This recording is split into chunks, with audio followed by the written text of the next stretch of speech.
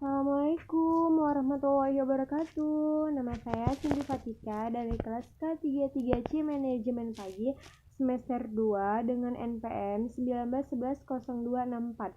Di sini saya akan menjawab soal yang diberikan kepada Bu Anggrek mengenai soal pra-UTS.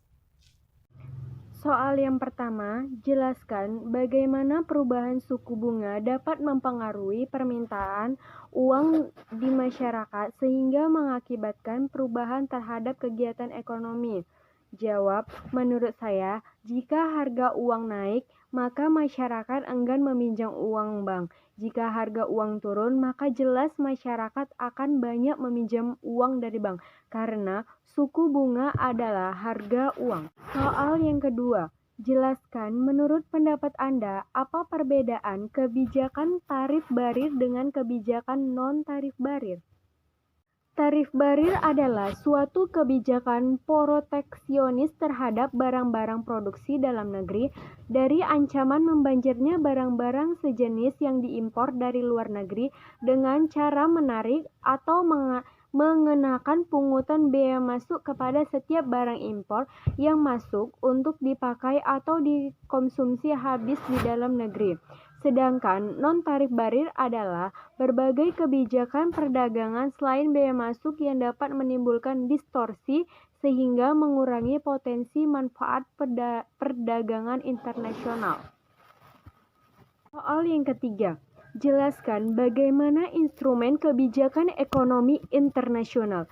Jawab, kebijakan perdagangan internasional yaitu meliputi segala tindakan yang dilakukan oleh pemerintah terhadap sebuah rekening yang masih tahu, sedangkan berjalan transaksinya dari neraca pembayaran internasional, khususnya hal-hal yang berhubungan dengan kegiatan ekspor dan impor suatu produk baik barang dan jasa.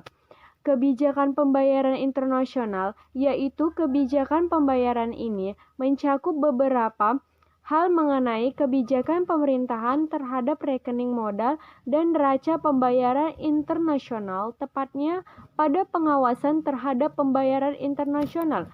Kebijakan bantuan luar negeri, yaitu sebuah tindakan atau kebijakan yang dilakukan pemerintah yang berhubungan dengan bantuan pinjaman lainnya. Hal yang keempat, yaitu jelaskan menurut pendapat Anda apa yang dimaksud dengan perekonomian terbuka. Menurut saya, perekonomian terbuka adalah perekonomian yang melibatkan diri dalam perdagangan internasional atau ekspor dan impor barang dan jasa serta modal dengan negara lain. Nomor 5. Jelaskan menurut pendapat Anda apa yang menjadi faktor penghambat dalam proses pembangunan.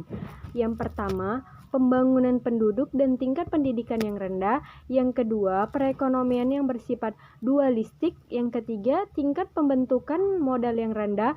4. Struktur ekspor dan berupa bahan mentah. Yang kelima, proses sebab dan akibat kumulatif. Dan saya akhirin video ini, bila kurang jelas mohon dimaafkan.